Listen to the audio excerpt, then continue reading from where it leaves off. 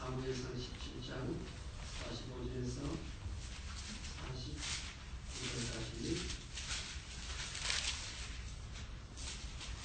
다윗이 블레셋 사람이 이르되 너는 칼과 창과 단창으로 내게 나오거니와 나는 만군의 여호와의 이름으로 내가 모욕하는 이스라엘 군대의 하나님의 이름으로 내게 나아가노라.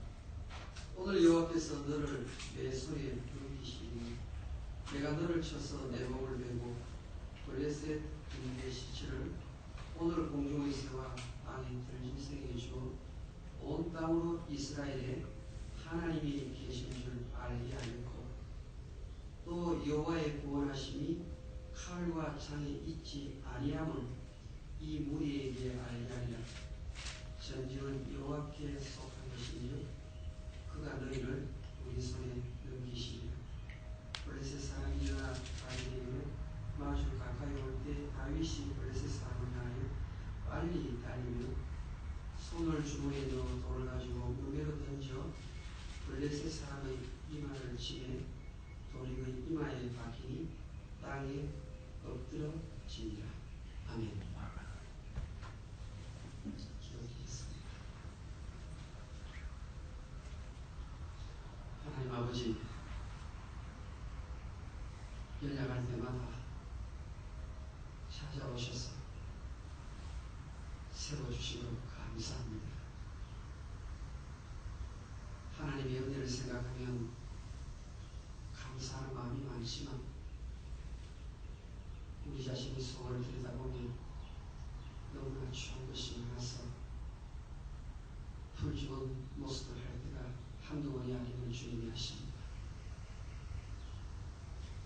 이 새벽에 하나님 말씀을 통하여 다시 한번 원기 회복하고 주님이 원하시는 그 길, 그 삶을 살기를 소원합니다.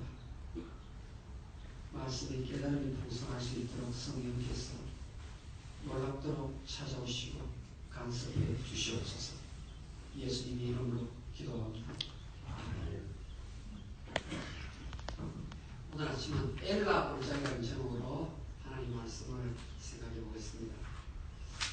이 엘라 올장이는 지금 이스라엘 군대와 블레셋 군대가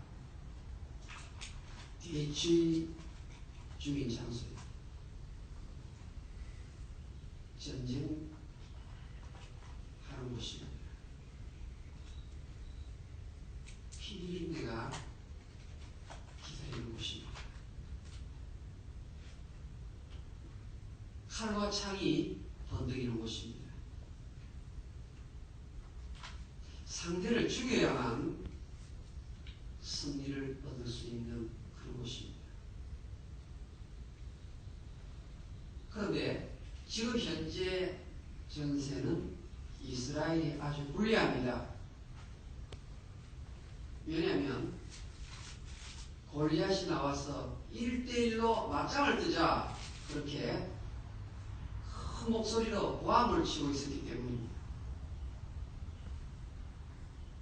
한 사람이 나와서 나와 싸워보자 하는 겁니다. 내가 이기면 이스라엘 군대 전체가 우리에게 종이 되고 항복을 해야 합니다. 골리앗이 그래서 큰 소리를 치는 거예요.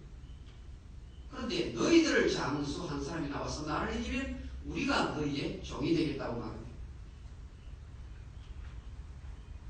이 우렁찬 목소리에 이스라엘 진영은 사시나무 떨듯이 모두가 다 공포에 휩싸여 있습니다. 오늘 17장 11절을 한번 볼까요? 어떻게 설명을 필요하고 있는지. 사울과 온 이스라엘이 블레셋 사람의 이 말을 듣고 놀라 크게 두려워하니라. 한쪽에는 골리앗이 엄청나게 큰 소리로 고함을 지르는데 이스라엘 진영은 전부가 다 숨죽이듯이 있습니다. 24절 한번 넘어가 볼까요?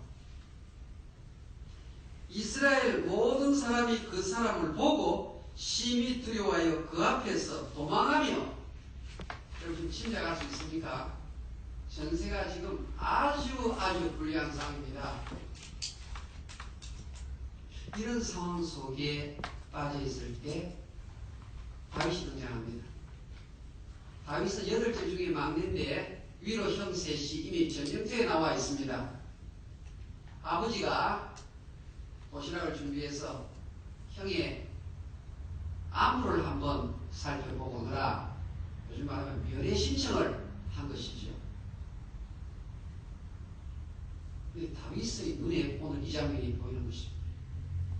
이스라엘 군대는 지금 사기를 완전히 잃어버리고 벌벌 떨고 도망갑니다. 그런데 한쪽편에 보니까 골리앗이 아주 당당하게 큰 소리를 치면서 나와 싸울 자 있으면 나와보라고. 여러분 지금 이 엘라 골짜기의 이 위기가 무엇 때문에 생겼습니까? 겉으로 보면 골리앗의 등장 때문에 엘라 골짜기에 위기가 생겼다고 보이죠. 그런데 사실은요, 골리앗의 등장 때문이기도 하지만 더 큰 것은 이스라엘 백성들이 자기들이 어떤 존재인지, 하나님이 지금까지 어떻게 자기를 먹이고 입히고 양육하고 키워 오셨는지를 엘라 골짜기에서 망각하였기 때문에 오는 위기입니다. 이스라엘 백성들이 이 상황 속에서 하나님을 생각하는 사람이 없어요. 사울 왕도 하나님 생각하지 않고 아브라함과 이삭과 야곱의 자손이라는 의식이 아무도 없습니다.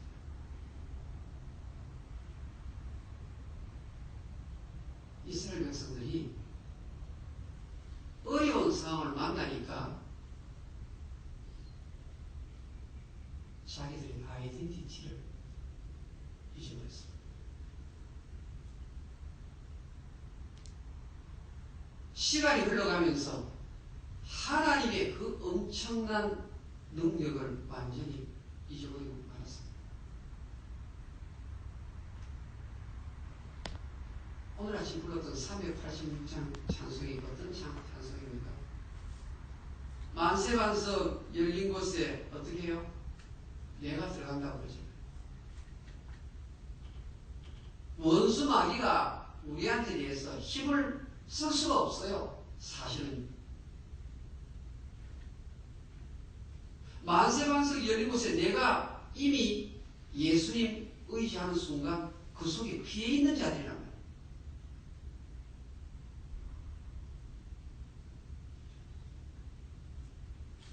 사울 왕이 할 수 있는 방법이 무엇인가 보니까 자기 갑옷 벗어가지고 다윗에게 입혀줍니다.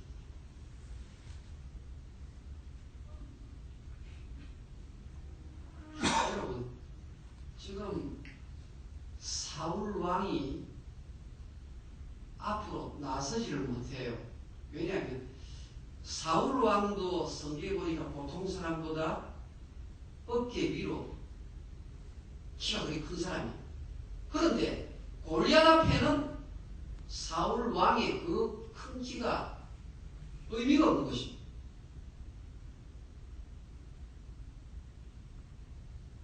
지금 다윗이 싸우겠다고 나왔는데 사울 왕이 보니까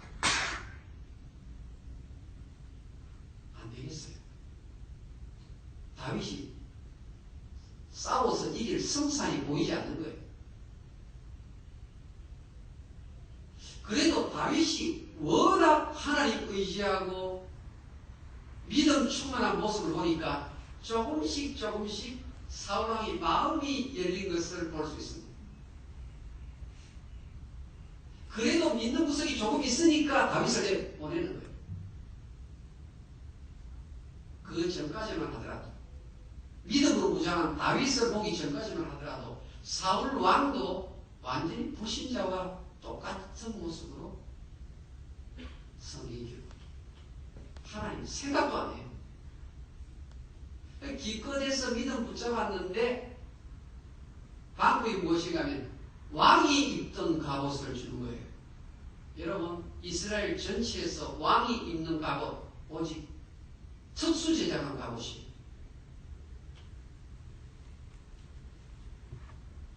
무슨 말입니까?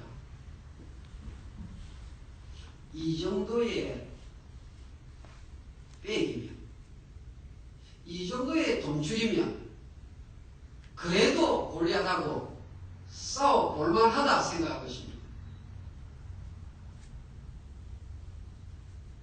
오늘 우리의 모습과 비슷합니다. 예, 상대가 부자니까, 상대가 줄이 아주 다이아몬드 금줄로 되어 있으니까 나도 한번 이 정도의 한번 힘 가지고 나가면 그래도 세상 속에서 제법 어깨를 견주면서 해볼만 하지 아니할까.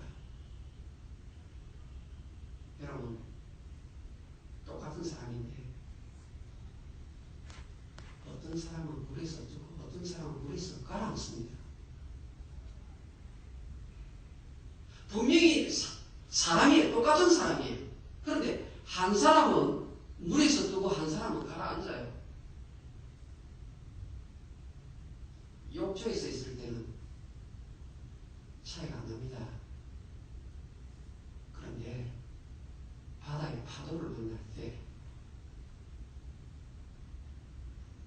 한 사람은 가라앉고 한 사람은 파도를 즐깁니다. 한 사람은 허우적거리는데 한 사람은 바닷가에 가서 놀이를 즐기고 있다는 사실입니다. 오늘 지금 이 사울왕은 바닷가의 파도 앞에서 나이키 수영 팬티 입고 한번 나가면 잘 헤엄칠 줄 알았습니다. 그런데 자기의 각오 가시면 안 됩니다. 오늘 성경은 다윗이 나이키의 수영 팬티를 벗어버리고 자기 방식대로 자기 믿음의 의복으로 나아갑니다.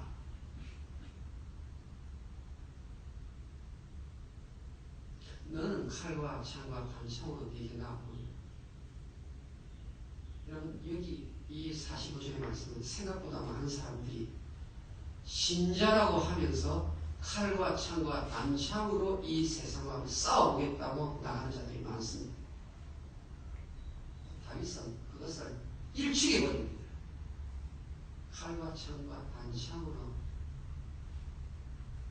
내게 나오거니와 나는 너에게 여호와의 이름, 불가능이 없으신 하나님, 죽은 자를 살리시는 하나님, 능치 못하심이 전혀 없는 하나님, 그 하나님을 의지하고 나간다고 합니다.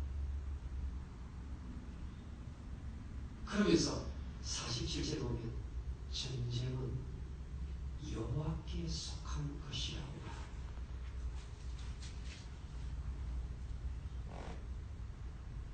오늘 우리들이 살아가는 하루하루도 다 엘라 골짜기입니다. 또 엘라 골짜기 앞에서 우리는 위기 상황을 만납니다.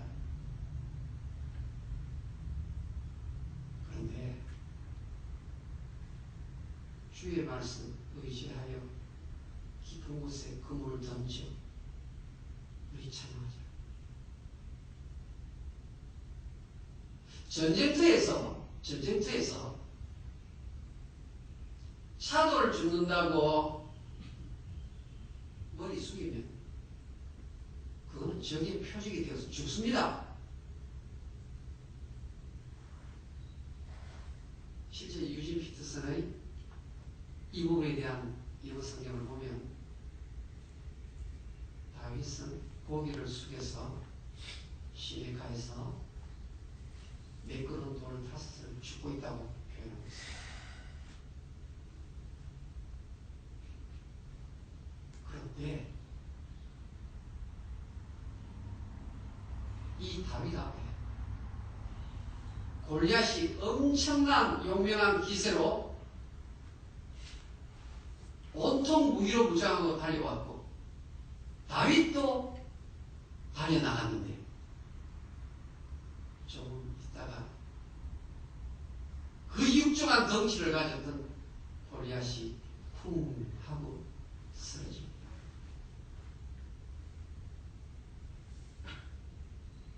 오늘 여러분이 갖고 있는 신앙이 어떤 신앙입니까?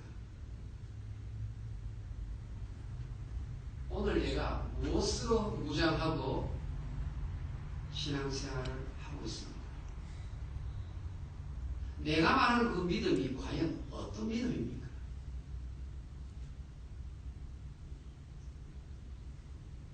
다윗이 가졌던 이 믿음을 여러분이 소유하시면 하나님의 거룩한 역사가 일어납니다. 여러분 앞에 도저히 감당할 수 없다고 생각했던 문제들이 골리앗 같은 육중한 그런 장애물들이 쿵 하고 쓰러집니다. 저건 불가능해. 저쪽은 뚫고 나갈 수가 없어. 그렇게 생각하고 있었는데 다윗이 가졌던 바로 그 믿음을 여러분이 소유하는 순간 문이 열리고 길이 열린다는 것을 믿습니다. 이 새벽에도 믿음으로 도전하시고 믿음으로 기도하시는 그런 시간 될 수 있습니다.